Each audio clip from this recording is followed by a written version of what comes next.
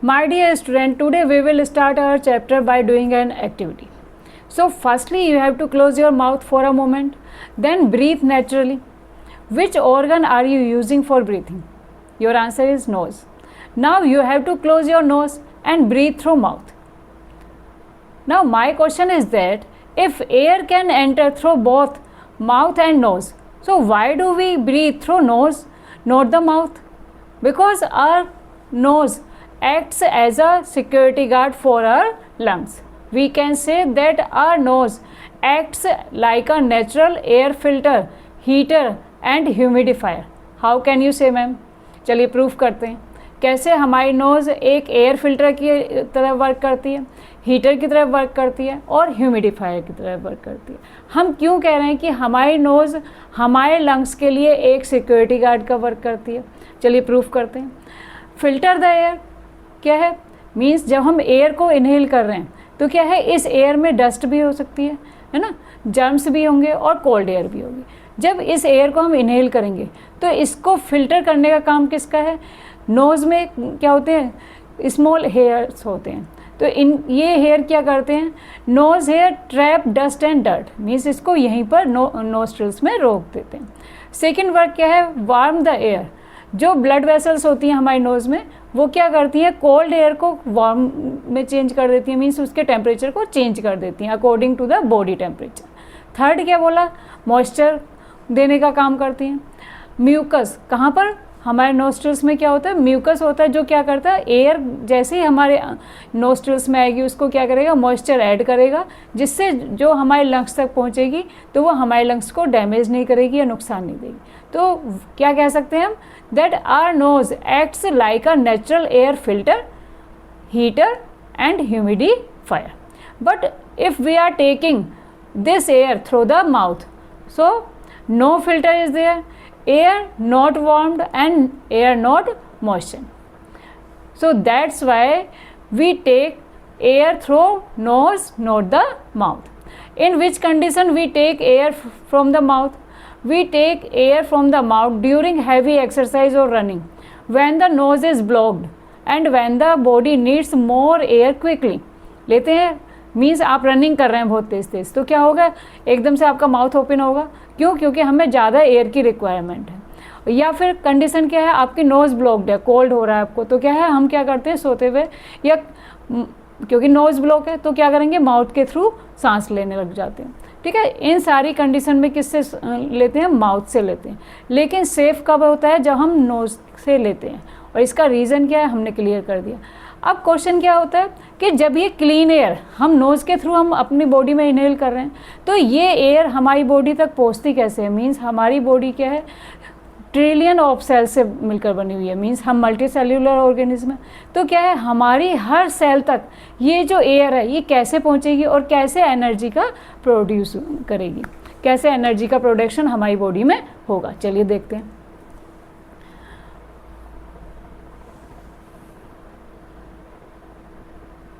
This energy production is possible due to the process of respiration. हमने पढ़ा था कि respiration क्या है, respiration is the process of breaking down of the food by using oxygen and releasing carbon dioxide, water and humidity, है ना. ये सब हमने पढ़ा था कि रेस्पिरेशन का प्रोसेस ही क्या है.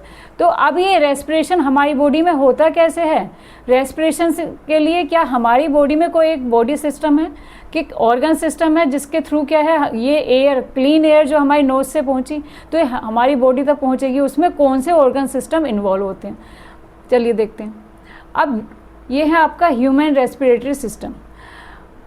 ह्यूमन रेस्पिरेटरी सिस्टम में सबसे पहला ऑर्गन हमने क्या बोला, नोज़. नोज़ के थ्रू क्या लेते हैं, हम एयर को इनहेल कर रहे हैं.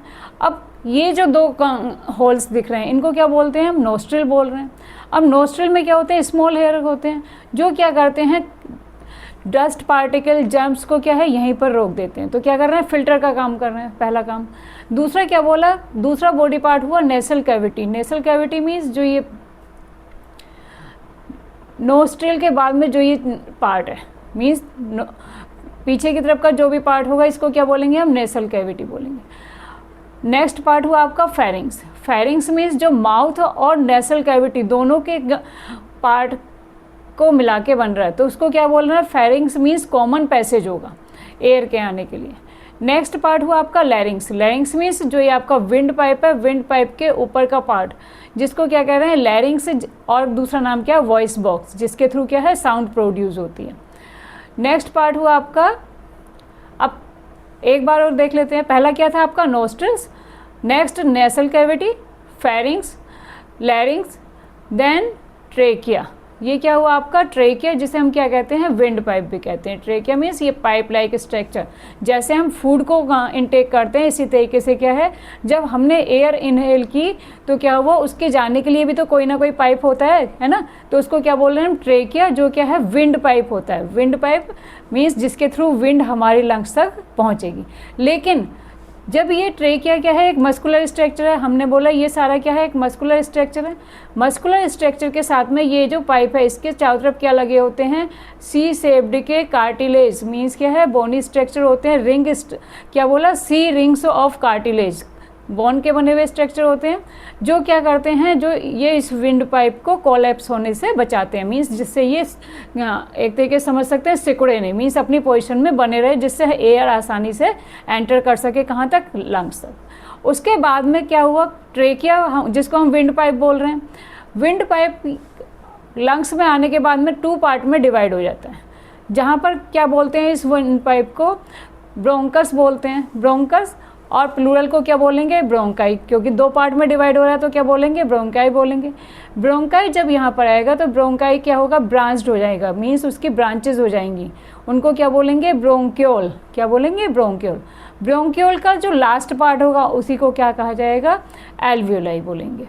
ठीक है, अब ये तो थे बॉडी पार्ट, लेकिन हमने लास्ट वीडियो में देखा था कि जब हम एयर को इनहेल कर रहे हैं, मीन्स इनहेलेशन और एक्सेलेशन 2 प्रोसेस पढ़े थे। अब उसमें क्या देखा था कि हमारे 2 पार्ट बहुत ज़्यादा काम करते हैं लंग्स में इनहेल करने के लिए और एक्सेल करने के लिए। 2 मेन पार्ट कौन से होते हैं आपके, रिबकेज और डायफ्राम, इनका रोल होता है, हमने पढ़ा था क्या रोल होता है कि रिबकेज, देखिए जाए, इससे समझते हैं थोड़ा सा मैकेनिज्म ऑफ ब्रीथिंग, एक बार रिमाइंड कर लेते हैं। ठीक है, जब हम एयर को इनहेल करते हैं तो क्या देखा था हमने, एयर को इनहेल करते हुए कि जो रिब्स होते हैं, तो रिब केज की जो मसल्स होती हैं और प्लस डायफ्राम, दोनों ही क्या करते हैं, हमारे लंग्स के एरिया को इंक्रीज़ करने के लिए क्या करते हैं, मूवमेंट करते हैं। अगर हम इनहेल करेंगे तो क्या होगा, इनहेल के लिए आप बैलून के स्ट्रक्चर से समझ सकते हैं कि बैलून को हम याद रखें कि अगर बैलून का स्ट्रक्चर क्या है, मीन्स इन्फ्लेटेड बैलून है, फूला हुआ बैलून है, तो क्या होगा, उसका एरिया इंक्रीज है, तो उसमें क्या है, एयर है। ठीक है, तो यहाँ पर जब एयर हम इनहेल करेंगे तो इनहेल करने के लिए हमें क्या करना पड़ता है, एरिया को इंक्रीज़ करना पड़ता है, जिसके लिए क्या होगा, जो हमारे रिब्स मसल्स हैं वो क्या होंगे, आउटवर्ड मूवमेंट करेंगे, और डायफ्राम क्या करेगा, नीचे की तरफ मूवमेंट करेगा, मीन्स डाउनवर्ड मूवमेंट करेगा, जिससे यहाँ का जो एरिया है वो क्या हो जाएगा, इंक्रीज़ हो जाएगा। जितना ज़्यादा एरिया इंक्रीज़ होगा तो उस टाइम क्या होगी, एयर उसी पोजिशन में इनहेल करेगी। ठीक है, बैलून से बोला मैंने कि बैलून का क्या होता है, जब इन्फ्लेटेड होता है तो उसके अंदर एयर आएगी।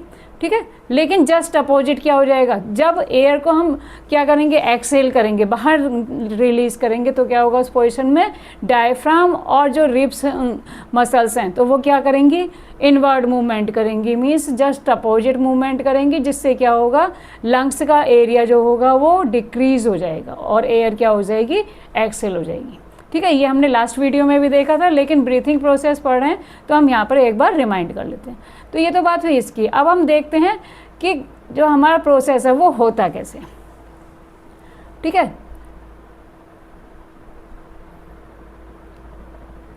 देखिए इस डायग्राम के थ्रू देखते हैं हम। एयर क्या है, 1 सेकेंड, गिव मी 1 मिनट।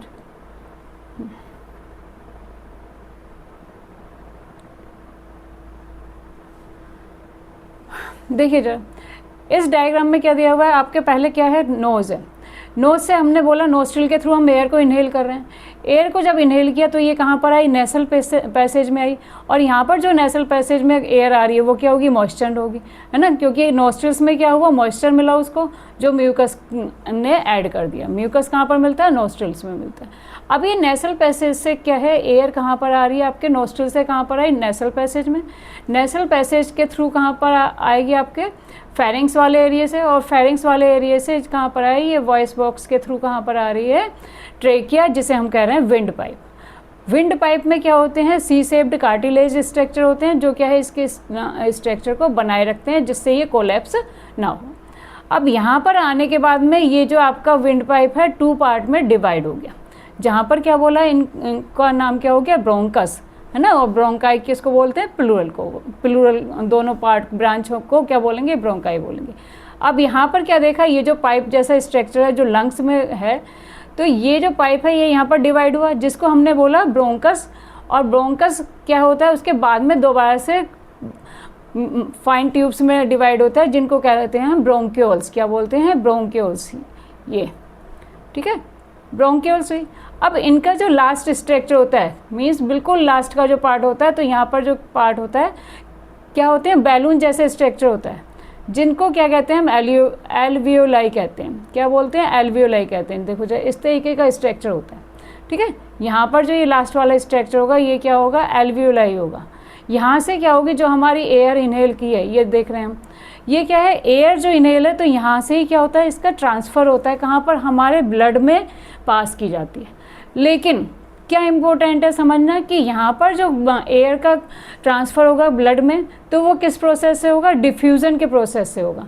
अब ये डिफ्यूज़न प्रोसेस क्या होता है, डिफ्यूज़न प्रोसेस क्या होता है, मीन्स मूवमेंट ऑफ पार्टिकल्स या from higher concentration to lower concentration. अब ये डिफ्यूज़न प्रोसेस को थोड़ा सा हम देख लेते हैं, सॉरी, और ये होता कैसे है, कौन सी ब्लड वेसल्स यहाँ पर यूज़ होती हैं।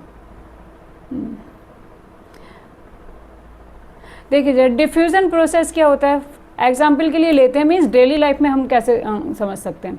मीन्स आपने परफ्यूम लिया, परफ्यूम को जैसे ही स्प्रे किया तो उसके जो मॉलिक्यूल्स थे, जहाँ से जिस बोतल से हम स्प्रे कर रहे हैं, तो वहाँ पर जो उसकी कंसंट्रेशन है क्या है, उसके जो अमाउंट है वो ज़्यादा है, और जैसे ही हमने उसको स्प्रे करा पूरे रूम में उसकी स्मेल फैल गई, तो क्या हुआ, उसके मॉलिक्यूल्स क्या हुए, higher concentration to lower concentration गए, तो मॉलिक्यूल्स क्या हुए, रिलीज हुए, ट्रांसफ़र हुआ, तो इसी को क्या बोलते हैं, हम डिफ्यूज़न बोलते हैं। Means diffusion is the transfer of molecules from higher concentration to lower concentration. तो इसी प्रोसेस से ये जितना भी प्रोसेस है आपका रेस्पिरेशन, यहाँ पर क्या यूज़ होगा, डिफ्यूज़न का प्रोसेस यूज़ होगा। अब डिफ्यूज़न के प्रोसेस का रोल क्या है, लंग्स में जब एयर पहुँची किसके थ्रू, विंड पाइप के थ्रू, विंड पाइप से कहाँ पहुँची, ब्रोंकस में पहुँची, और ब्रोंकस से कहाँ पहुँची, ब्रोंक्यूल्स में, और लास्ट पार्ट क्या था आपका, एल्वियोलाई, लास्ट पार्ट क्या था आपका, एल्वियोलाई, ये वाला जो पार्ट है।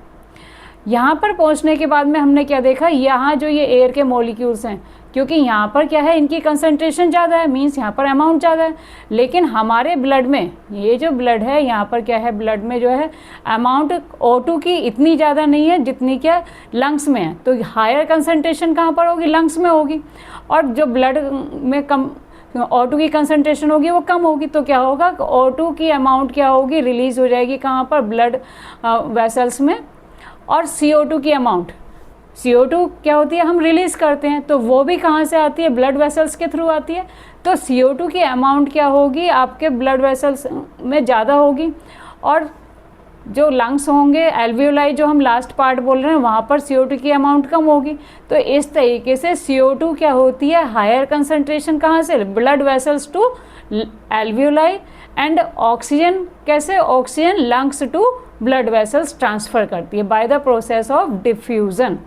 ठीक है, एक और इम्पोर्टेंट इन्फॉर्मेशन है कि जब हमारी बॉडी में क्या होता है, जहाँ पर ट्रांसफ़र केस देखने को मिलता है कि मीन्स एयर का ट्रांसफ़र हो रहा है, या मॉलिक्यूल्स का ट्रांसफ़र हो रहा है, या न्यूट्रिशन ले रहे हैं, तो वहाँ पर क्या होता है, एक ब्लड वेसल्स यूज़ होती हैं।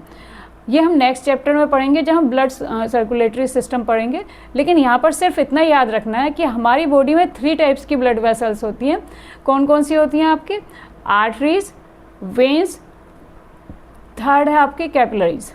अब कैपिलरीज जो ब्लड वेसल्स होती हैं, इनका काम क्या होता है, जहाँ पर ट्रांसफ़र केस है, मींस ऑक्सीजन को ट्रांसफ़र करना है, न्यूट्रिएंट को ट्रांसफ़र करना है, तो ये क्या होती हैं, ये वहाँ ऐसे एरिया में होती हैं और ये इतनी ज़्यादा फाइन इनकी वॉल होती है कि जिससे क्या ट्रांसफ़र आसानी से हो सके, मींस न्यूट्रिएंट का ट्रांसफ़र है या एयर का ट्रांसफ़र है, इनकी वॉल्स बहुत ज़्यादा बारीक होती हैं जिससे क्या डिफ्यूज़न के प्रोसेस से इनमें ट्रांसफ़र हो सके। ठीक है, तो कौन सी ब्लड वेसल्स यूज़ होती हैं, कैपिलरीज ब्लड वेसल्स यूज़ होती हैं। तो हमने देखा यहाँ पर दो इम्पोर्टेंट इन्फॉर्मेशन थी। पहला तो डिफ्यूज़न प्रोसेस, जो हमने क्या बोला कि डिफ्यूज़न में मॉलिक्यूल्स का मूवमेंट होता है higher concentration to lower concentration. दूसरा क्या इम्पोर्टेंट था कि जब हम लंग्स में हमने पढ़ा यहाँ पर कि एल्वियोलाई क्या होती है, एल्वियोलाई, हाँ यहाँ एक सेकेंड कौन सा डायग्राम यूज़ किया था, ये चलिए इसी में देख लेते हैं। ठीक है, एल्वियोलाई हमने क्या बोला कि जैसे देखो इसमें देख लेते हैं, ये इस तरीके से समझ लो कि ये एल्वियोलाई, ये वाला स्ट्रक्चर मैंने इधर ले लिया। ठीक है, कि जो ब्रोंकियोल्स का लास्ट स्ट्रक्चर है हमने उसको बोला एल्वियोलाई, ये मीन्स बैलून जैसा स्ट्रक्चर होता है। अब इसको हमने बोला एल्वियोलाई, लास्ट पार्ट एल्वियोलाई।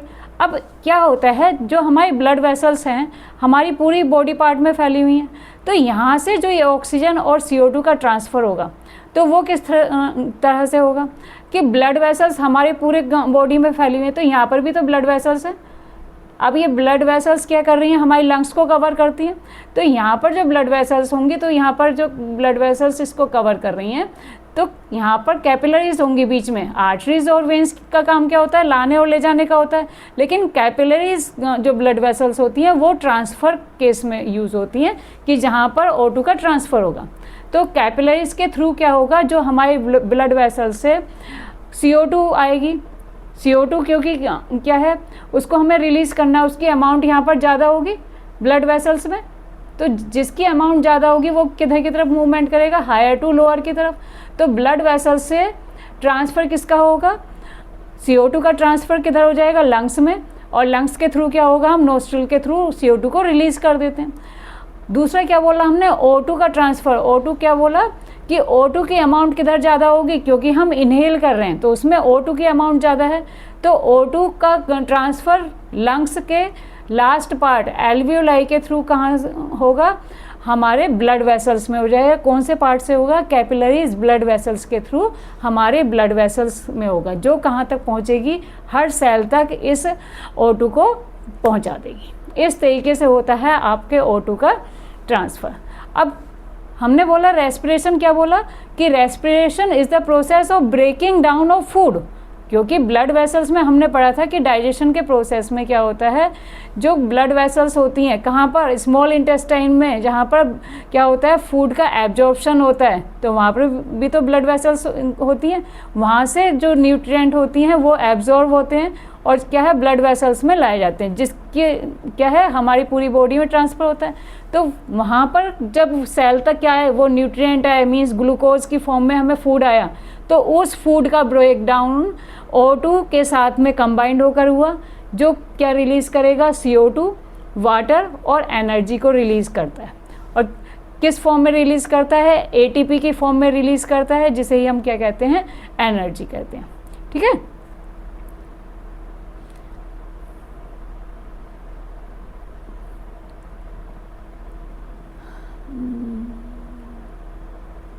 देखो यहाँ पर यही है, oxygen from the air in alveoli where concentration of O2 is high, जहाँ पर हमने बोला O2 की कंसनट्रेशन हाई है, diffuse across the thin walls of alveoli into the blood, means क्या है, डिफ्यूज़न हुआ वहाँ पर, कहाँ से, थिन वॉल से, एल्वियोलाई के थिन वॉल से कहाँ पर, ब्लड स्ट्रीम में डिफ्यूज़न हुआ, और कौन सी ब्लड वेसल्स में किया, कैपिलरीज के थ्रू ट्रांसफ़र हुआ, और कहाँ तक पहुँचा, सेल तक, जहाँ पर ग्लूकोज से उसका रिएक्शन हुई और क्या नए प्रोडक्ट बने, मीन्स केमिकल रिएक्शन हुई, क्या नए प्रोडक्ट बने, CO2, वाटर और ATP बना, और जिनसे क्या होता है, एनर्जी रिलीज हुई। ठीक है, इसी को हमने क्या बोला, डिफ्यूज़न प्रोसेस के थ्रू। अब हमने देखा कि ये तो हुआ हमारा ब्रीथिंग का प्रोसेस, लेकिन कुछ कंडीशन होती हैं जो हमें देखने को मिलती हैं। क्या होता है, स्नीजिंग। अब स्नीजिंग क्या होता है? Sudden expulsion of air from the nose due to the irritation of nasal passage.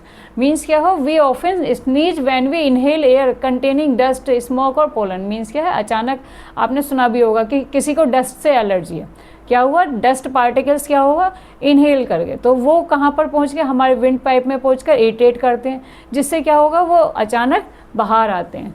कैसे? स्नीजिंग के थ्रू। देखो जरा, the air around us sometimes contains various types of small unwanted particles such as dust, smoke, pollen. Now there are some very fine hair inside our nose. अब हमें ये पता है कि नोज के थ्रू लिए हैं, तो यहाँ पर क्या है? नोज हेयर है स्मॉल स्मॉल, वो क्या करते हैं? उसको ट्रैप करने का काम करते हैं, डस्ट पार्टिकल्स को। और ये पार्टिकल्स क्या है? इनहेल तो हुए, लेकिन कुछ पार्टिकल्स क्या हुए? अंदर चले गए, मीन्स एयर के साथ में। लेकिन क्या है? वो वहाँ पर विंड पाइप में जाकर क्या करते हैं? इरिटेशन करते हैं, जिसकी वजह से वो स्नीजिंग के थ्रू बाहर आते हैं। ठीक है। नेक्स्ट है यॉर्निंग। यॉर्निंग क्यों होती है? मीन्स हमें टाइम पे क्या होता है? लेक्चर बहुत ज़्यादा बोरिंग है, समझा? मीन्स समझिए कि मेरी क्लास बहुत ज़्यादा बोरिंग होने वाली है, तो क्या हुआ? आपको बहुत ज़्यादा क्या हो रही है? जम्भाइयाँ आ रही हैं, भाई लेक्चर इतना बेकार है, या फिर कुछ ऐसा है कि खेलने को नहीं मिल रहा है, एक्टिव नहीं है उस टाइम, तो हम क्या करने लग जाते हैं? जम्भाइयाँ लेने लग जाते हैं, है ना? हिंदी वर्ड है जम्भाइयाँ, तो उसी को क्या कहते हैं? हम यॉर्निंग कहते हैं। अब ये किस कंडीशन में होता है? क्या कंडीशन है? क्या है? A person yawns when he is tired, bored, stressed, overworked, feeling sleepy और drowsing. There are many theories. इसके पीछे क्या है बेटा? बहुत सारी थ्योरीज हैं, लेकिन उनमें से एक थ्योरी क्या बोलते हैं कि yawning is caused by insufficient oxygen in our body. Means किस कंडीशन में होती है? जब हमारी बॉडी में क्या है? ऑक्सीजन की जो अमाउंट है वो इनसफिशिएंट है, मीन्स इतनी अमाउंट में नहीं है जितनी क्या वो हमारी बॉडी में रिक्वायर्ड है। तो उस कमी को पूरा करने के लिए क्या करते हैं? हम यॉर्निंग करते हैं। मीन्स जैसे ही हमारा माउथ ओपन हुआ तो क्या हुआ? ऑक्सीजन की अमाउंट हमारी बॉडी में ज़्यादा अमाउंट में पहुंची, जिससे वो इनसफिशिएंट जो ऑक्सीजन की अमाउंट थी वो पूरी हो सके। इसलिए क्या करते हैं? हम यॉर्निंग करते हैं। Yawning help in bringing more oxygen into our blood, because during yawning our mouth open wide and we take a long and deep breath of air. ठीक है। अब इम्पोर्टेंट मैसेज क्या है आपका? स्मोकिंग। स्मोकिंग किस तरीके से हमारे लंग्स को डैमेज कर सकता है? क्यों बोलते हैं कि smoking is injurious to our health? देखिए इस डायग्राम के थ्रू देखते हैं। ठीक है, दोनों डायग्राम में कितना डिफरेंस है। The lungs are very delicate organ which are essential for breathing and keeping us alive. अब हमें ये पता है कि लंग्स क्या है? एक मस्कुलर स्ट्रक्चर जो क्या है? हमारी ब्रीथिंग के लिए बहुत ज़्यादा कंपलसरी है। क्यों है? क्योंकि लंग्स क्या करती हैं? मेन ऑक्सीजन को इनहेल कर रहे हैं, और वहीं पर क्या हो रहा है? ऑक्सीजन का डिफ्यूज़न हो रहा है, जो हमारी बॉडी, पूरी बॉडी सेल्स तक इसको ट्रांसफ़र करने का काम कर रहे हैं। लंग्स के थ्रू ही होता है। अब क्या होता है? कुछ लोग क्या करते हैं? ये स्मोकिंग का काम करते हैं। स्मोकिंग में क्या है? ये किस फॉर्म में लेते हैं? बीड़ी, सिगरेट, सिगार। अब ये लंग्स को इतना डैमेज कर देते हैं, और जो जिससे क्या है, किस तरीके से इफेक्ट करता है, क्या हार्मफुल इफेक्ट हैं, चलिए देखते हैं। पहला क्या है? Smoking destroys the lung tissue gradually due to which breathing becomes very difficult. क्या बोला? कि जो हमारे लंग्स टिश्यू हैं उनको पूरी तरह से डैमेज कर दिया, जिससे ब्रीथिंग का प्रोसेस क्या हो गया? बहुत ज़्यादा डिफ़िकल्ट हो गया। Smoking cause lung cancer. क्या होता है? लंग कैंसर भी होता है। और स्मोकिंग कॉज हार्ट डिसीजेज, क्योंकि हार्ट क्या है? हार्ट भी तो हमारे लंग्स के साथ ही अटैच है। तो ये इस तरीके से कह सकते हैं कि smoking is very injurious to our health. अब जरा देखो इस डायग्राम के थ्रू क्या पता चल रहा है कि there are the lungs of a non smoker healthy man, and other side there are the lungs of a man who died of lungs cancer due to heavy smoking. So we can say that smoking is very harmful to our health.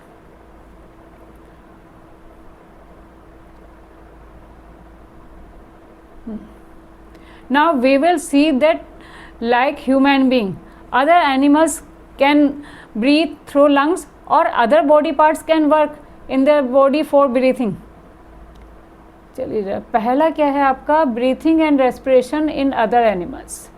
चलिए, some of the animals which don't have lungs for breathing are earthworm, fish, cockroach, grasshopper, mosquito and house flies and ends. तो ये क्या है, ये वो organism है जिनमें क्या है लंग्स नहीं होते। लेकिन उसका दूसरा क्या बोला हमने, फ्रॉग का हमें पता है कि एक्वेटिक एनिमल है, लेकिन उसके साथ साथ कहाँ पर, लैंड पर भी रह सकता है। तो इनमें क्या होता है, क्या फ्रॉग्स में लंग्स होते हैं? ऑब्वियसली होते हैं, क्योंकि ये लैंड पर सर्वाइव कर सकता है तो वहाँ पर लंग्स हैं। लेकिन पहले किसको देखेंगे हम, ब्रीथिंग इन अर्थवॉर्म। ब्रीथिंग इन अर्थवॉर्म का क्या केस है कि अर्थवॉर्म किस तरीके से, जब उसमें लंग्स ही नहीं तो कैसे सांस ले पाता है। The earthworm breathe through its moist skin, means अपनी स्किन के थ्रू अपनी सांस लेता है। The skin of earthworm is quite thin and moist, क्योंकि क्या है वहाँ पर भी क्या है, जब वहाँ पर लंग्स नहीं है तो क्या बोलेंगे, हमने क्या बोला कि यहाँ पर ब्रीथिंग के रेस्पिरेशन के प्रोसेस में डिफ्यूज़न प्रोसेस का बहुत ज़्यादा रोल है। तो डिफ्यूज़न मीन्स वो अपनी मॉइस्ट स्किन क्योंकि बहुत ज़्यादा थिन होती है तो उसी के थ्रू क्या लेता है, ब्रीथिंग करता है। Gases can easily pass through the skin of earthworm, किस प्रोसेस से, डिफ्यूज़न के प्रोसेस से। The skin of earthworm has a good blood supply, क्योंकि उसकी जो स्किन होती है बहुत ज़्यादा थिन होती है और वहाँ पर क्या होती है, ब्लड वेसल्स प्रेजेंट होती हैं। So blood earthworm absorb the oxygen needed for respiration through it's skin, means क्या है कि अर्थवॉर्म अपनी स्किन के थ्रू, डिफ्यूज़न के थ्रू, स्किन के थ्रू ब्लड डिफ्यूज़न के प्रोसेस से क्या लेता है, ऑक्सीजन एटमॉस्फेयर से इनहेल करता है। और उसी तरीके से जैसे रेस्पिरेशन के प्रोसेस में CO2 प्रेजेंट होती है या बनती है तो उसको रिलीज़ भी स्किन के थ्रू ही करता है। सो क्या कह सकते हैं कि earthworm in earthworm the exchange of gases takes place through the thin and moist skin, means क्या हुआ, जितना भी गैसेस का एक्सचेंज कौन सा हुआ, CO2 और O2, तो वो किसके थ्रू हुआ, मॉइस्ट स्किन की वजह से। ठीक है, क्योंकि उसमें हमारी तरह लंग्स नहीं होते। लेकिन फ्रॉग्स में क्या है, frog live on land as well as in water, means वो उनमें लंग्स भी होते हैं और दूसरा क्या है, उनकी जो मॉइस्ट स्किन होती है वो भी इस रेस्पिरेशन के प्रोसेस को करती है। Through frogs have lungs for breathing, they can also breathe through their moist skin also, क्योंकि वो कहाँ पर रह रहे हैं, वाटर में रह रहे हैं। इसलिए क्या कह रहे हैं, frog is an animal which can breathe through lungs as well as its moist skin. अब नेक्स्ट इंपॉर्टेंट क्या है, ब्रीथिंग इन फिश। फिश में कैसे ब्रीथिंग होती है, क्या फिश में भी स्किन के थ्रू होती है? नहीं, फिश में क्या होते हैं, स्पेशल टाइप ऑफ ऑर्गन्स होते हैं जिनको हम क्या बोलते हैं, गिल्स बोलते हैं। अब गिल्स के थ्रू कैसे रेस्पिरेशन होता है, कहाँ, हाँ ये देखो, इस छोटू से डायग्राम से हम समझेंगे, ये बच्चों वाला डायग्राम है लेकिन आपके समझने के लिए बहुत ईजी है। ठीक है,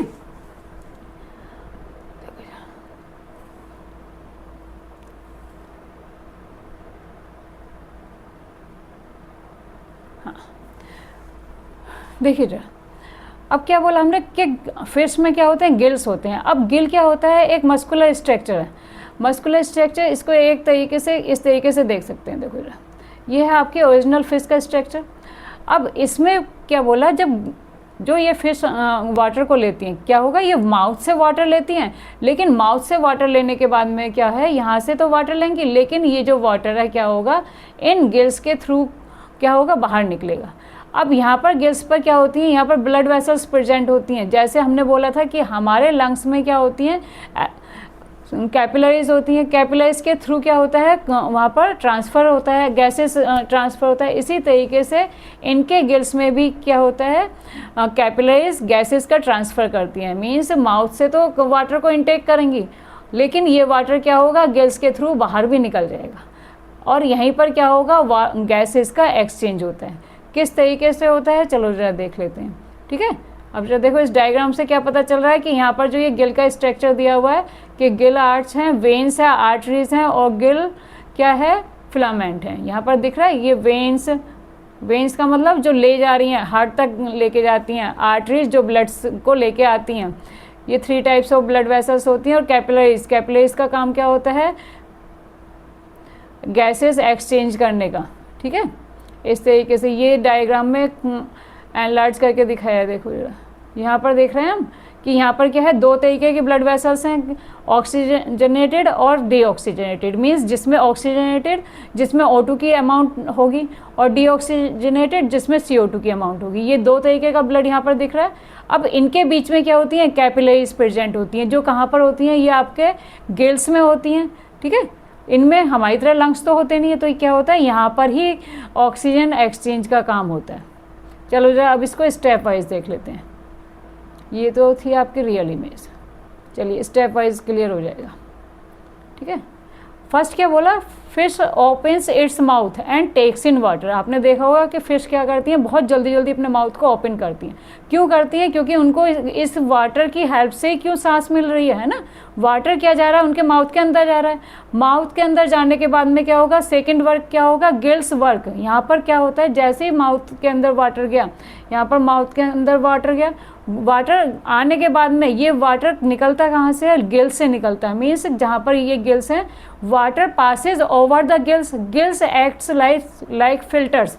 मीन्स यहाँ इनके जो ये गिल्स स्ट्रक्चर, मस्कुलर स्ट्रक्चर है, ये किसका वर्क करता है, फिल्टर का वर्क करता है। फिल्टर का मतलब जो वाटर में ऑक्सीजन की अमाउंट आई, यहाँ पर कैपिलरीज ब्लड वेसल्स प्रेजेंट होती हैं, जो क्या करती हैं, इसको फिल्टर करने का काम। मीन्स O2 यहाँ से एब्जॉर्ब कर ली, एब्जॉर्ब की, और जो ब्लड वेसल्स में क्या आई, CO2 आई, वो यहाँ से क्या हुई, एब्जॉर्ब करके फिल्टर कर दी। मीन्स वेस्टेज मटेरियल बाहर कर दिया और जो यूज मटेरियल था वो एब्जॉर्ब कर लिया। तो क्या बोला हमने कि गिल्स किसकी तरह वर्क करती हैं, एक फिल्टर की तरह वर्क करती हैं। अब ये गिल्स यहाँ पर, ठीक है। थर्ड स्टेप क्या है आपका, oxygen grab. Gills grab oxygen from the water and send it to the fish body. Means यहाँ से ग्रैब किया ऑक्सीजन को और बॉडी, दूसरे बॉडी पार्ट तक भेज दिया। फोर्थ क्या बोला, the water now with carbon dioxide is pushes out through the gills. क्यों, क्योंकि गिल्स ने फिल्टर का काम करा। फिल्टर का काम क्या हुआ, यूजेबल मटेरियल अपने पास रखा और जो वेस्टेज मटेरियल था वो बाहर निकाल दिया। इस तरीके से क्या होता है, फिश में ये रेस्पिरेशन प्रोसेस फॉलो होता है। ठीक है, अब नेक्स्ट हाँ, अब इसके अलावा क्या होते हैं, कॉकरोच भी होते हैं। अब इन कॉकरोचेज में या इंसेक्ट्स में किस तरीके से होता है, क्या इनमें भी गिल्स काम करते हैं या हमारी तरह लंग्स होते हैं? नहीं, इनका क्या होता है, बॉडी स्ट्रक्चर ही चेंज होता है। ठीक है, अब इनके बॉडी स्ट्रक्चर में ऐसा क्या देखने को मिलता है, इनके बॉडी स्ट्रक्चर में क्या होते हैं, चलो इस डायग्राम से समझते हैं। देखिए बेटा, इंसेक्ट रेस्पिरेशन क्या होता है, इनके बॉडी स्ट्रक्चर क्या होता है, ट्रेक्योल्स, ट्रेकिया और स्पाइरेकल्स। अब ये टर्म्स क्या हैं, इन टर्म्स को क्लियर करते हैं। ठीक है, स्पाइरेकल्स से हम समझेंगे स्पोर। ठीक है, कुछ टर्म्स ऐसी होती हैं जो कंफ्यूजिंग होती हैं, लेकिन इनके कंफ्यूजन को अगर हम ट्रिक के थ्रू याद रखें तो हम कभी नहीं भूल सकते। ठीक है, हमने क्या बोला कि जो जैसे, चलो एग्जाम्पल के लिए प्लांट हम बाद में पढ़ेंगे, क्योंकि प्लांट में स्टोमेटा के थ्रू क्या होता है, गैसेज एक्सचेंज होती हैं। इसी तरीके से क्या होती हैं इंसेक्ट में स्पाइरेकल्स। स्पाइरेकल का नाम क्या है, एस वर्ड से शुरू है, तो एस वर्ड से ध्यान रखेंगे स्पोर, कि ये जो स्पाइरेकल्स होते हैं इंसेक्ट की बॉडी पार्ट में छोटे छोटे स्पोर्स होते हैं, जिन्हें क्या कह रहे हैं हम, स्पाइरेकल्स कह रहे हैं। अब यही स्पाइरेकल्स आपस में मिलकर क्या बनाते हैं, ट्यूब्स बनाते हैं, जिनका नाम क्या होता है बेटा, ट्रेकिया होता है। T4 ट्यूब्स और T4 ट्रेकिया, T4 ट्यूब्स और T4 ट्रेकिया। इन्हीं ट्रेकिया की हेल्प से क्या होता है, गैसेस का एक्सचेंज होता है। मीन्स गैस जो एक्सचेंज होगी आपकी O2 और CO2, वो एक्सचेंज तो होगी स्पाइरेकल्स के थ्रू, क्योंकि ये क्या है, स्पोर्स हैं। लेकिन इनको जो ले जाने का काम करेगा, पूरी बॉडी पार्ट जो बनी होती है वो ट्रेकिया से मिलकर बनी होती है। चलो जरा थोड़ा सा डिटेल में देख लेते हैं। ठीक है, The spiracles on the body of insects are connected to a network of thin air tubes called trachea. आई समझ में कि स्पाइरेकल्स क्या हैं, जो स्पोर्स हैं वो इंसेक्ट्स की बॉडी पर क्या होते हैं, आपस में कनेक्ट होते हैं। मीन्स एक नेटवर्क की फॉर्म में, एक जाल की फॉर्म में, जिस तरीके से ये आपके बुक में दिया हुआ है। ठीक है, इस तरीके से क्या बना होता है, पूरा एक नेट बना होता है, जिस नेट को हम क्या कहते हैं, ट्रेकिया कहते हैं। Means air tubes, T4 tubes और T4 ट्रेकिया, इनको हिंट से याद रखेंगे तो कभी नहीं भूलेंगे। ठीक है, which spread into the whole body of the insect. क्या होता है, पूरी बॉडी में ये पूरा नेट फैला होता है, जिसके थ्रू क्या होगा, ये ब्रीथिंग प्रोसेस होगा। The breathing in all the insect takes place through tiny holes जिनको हमने क्या बोला, टाइनी होल्स, स्पोर्स से याद रख लेना, स्पाइरेकल्स, कि जो गैसेस का एक्सचेंज होता है वो किससे होता है, स्पाइरेकल से होता है। और थिन एयर ट्यूब्स, और थिन एयर ट्यूब्स क्या करती हैं, उसको अपने पूरे बॉडी पार्ट तक उसको पहुंचाने का काम कर रही हैं। ठीक है, थोड़ा सा डिटेल में देख लेते हैं। Air enters into the insect through spiracles by the up and down movement its body. This air goes into the network of thin air tubes called trachea. ठीक है, यही हमने बताया है। अब बारी आती है हमारे प्लांट्स की, जो बहुत ही ज़्यादा इम्पोर्टेंट है ना। Plants are producers and we are dependent on the plants. Plants में हमने क्या बोला, फोटोसिंथेसिस का प्रोसेस देखा था, लेकिन फोटोसिंथेसिस का प्रोसेस और रेस्पिरेशन प्रोसेस दोनों में क्या डिफरेंस है। हमने पढ़ा था कि फोटोसिंथेसिस में क्या होता है, CO2 को एब्जॉर्ब करते हैं प्लांट्स, जिसको हम रिलीज करते हैं। हमारे रेस्पिरेशन में क्या हुआ था कि ऑक्सीजन को इनहेल किया और CO2 को एक्सहेल किया। यही CO2 कौन करता है, एक्सहेल कौन करता है, फोटोसिंथेसिस के प्रोसेस में प्लांट करते हैं। लेकिन क्या रेस्पिरेशन के प्रोसेस में भी कुछ ऐसा होता है? रेस्पिरेशन जस्ट अपोजिट होता है, किससे, फोटोसिंथेसिस के प्रोसेस से। चलो जरा इन दोनों केमिकल इक्वेशन को जरा कंपेयर करो और जरा देखो यहाँ पर है क्या। ठीक है, अगर हम इसको कंपेयर करते हैं, हमने देखा फोटोसिंथेसिस के प्रोसेस में क्या होता है, CO2 इनहेल की गई, ठीक है, CO2 के साथ में वाटर की एब्जॉर्प्शन हुई, सनलाइट के प्रेजेंस में इसने क्या बनाया, शुगर, जिसको हम ग्लूकोज कहते हैं। ठीक है, यहाँ पर शुगर बनी और उसके साथ में क्या रिलीज हुआ, O2 रिलीज हुआ, जिसको हम इनटेक करते हैं। लेकिन रेस्पिरेशन प्रोसेस क्या बोला हमने, just opposite of photosynthesis. Respiration के प्रोसेस में क्या हुआ, यहाँ पर ग्लूकोज ली और उसके साथ में O2 ली गई, दोनों ने रिएक्शन की और उसके साथ में क्या हुआ, CO2 प्रोडक्ट बना, वाटर और प्लस एनर्जी, 3 प्रोडक्ट बने। मीन्स क्या कह सकते हैं कि प्लांट्स भी हमारी तरह O2 को लेते हैं, किस प्रोसेस में लेते हैं, रेस्पिरेशन के प्रोसेस में लेते हैं। ठीक है, और ये जो रेस्पिरेशन का प्रोसेस होता है केवल डे टाइम में ही नहीं चलता, रात को भी चलता है। जब कभी आपने सुना होगा कि पेड़ों के नीचे नहीं सोना चाहिए, क्यों नहीं सोना चाहिए, क्योंकि पेड़ भी क्या है, रात में भी रेस्पिरेशन कर रहे हैं, तो वो भी क्या करेंगे, CO2 को रिलीज करेंगे और हम भी क्या करेंगे, CO2 को रिलीज करेंगे, जो क्या होगा, हमारी हेल्थ को नुकसान देगा। वो उस टाइम में क्या कर रहे हैं, O2 को रिलीज ना करके क्या करते हैं, CO2 को रिलीज करते हैं। क्यों, क्योंकि फोटोसिंथेसिस का प्रोसेस क्या होता है, डे टाइम में होता है, लेकिन रेस्पिरेशन का प्रोसेस डे एंड नाइट दोनों टाइम में हो रहा है।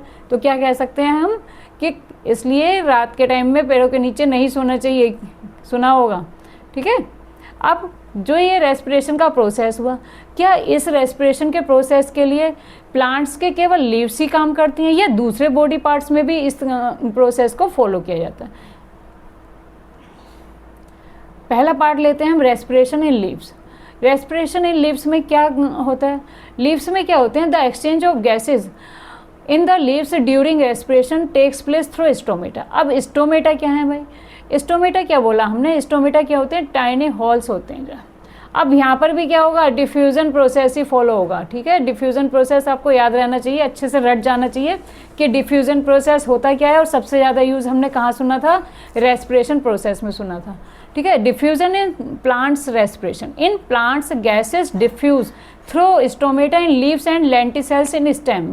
अब लेंटिसेल्स क्या होते हैं, लेंटिसेल्स को बाद में समझेंगे, पहले स्टोमेटा देख लेते हैं।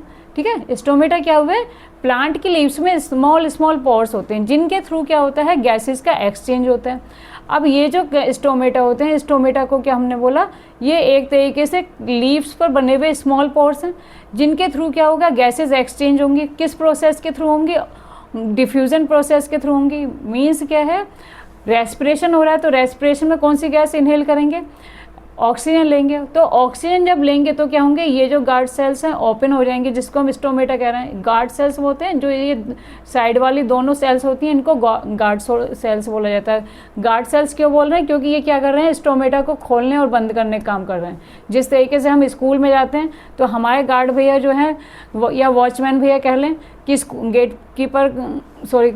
पर खड़े रहते हैं, तो उनका भी काम क्या होता है, आने जाने को रोकने का होता है ना, कि गेट बंद करने का या गेट खोलने का। इसी तरीके से क्या होता है, प्लांट की लीव्स में स्टोमेटा होते हैं और स्टोमेटा क्या होगा, ये जो होल्स होगा इनको कह रहे हैं हम स्टोमेटा, और इनके साइड में मिलने वाली जो ये सेल्स होती हैं इनको क्या बोलते हैं, गार्ड सेल्स बोलते हैं, जो इनके मीन्स एयर के पास होने और ना होने को रोकती हैं।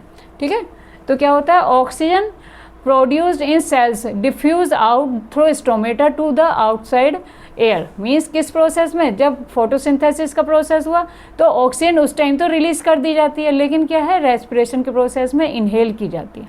ठीक है, carbon dioxide from outside air diffuse in through stomata for respiration.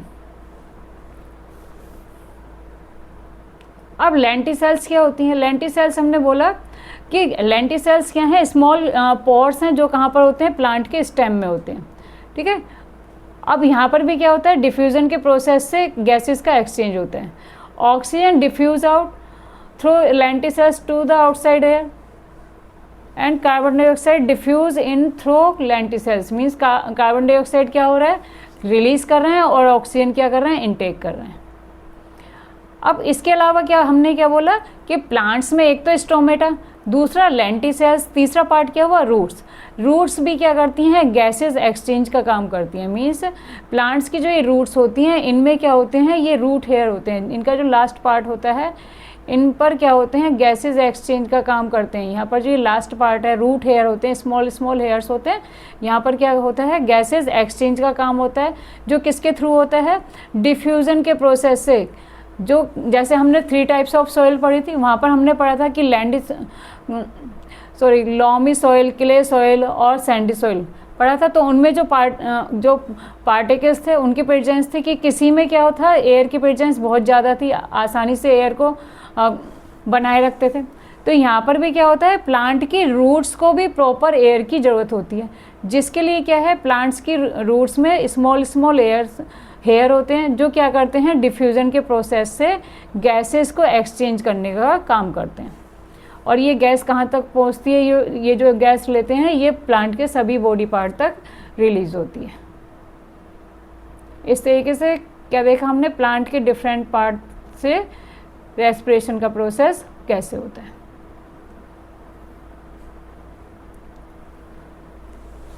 I hope सारी टर्म्स क्लियर हो गए होंगी। चैप्टर को अच्छे से एक बार और रीड करना है एक्सप्लेनेशन देखने के बाद में।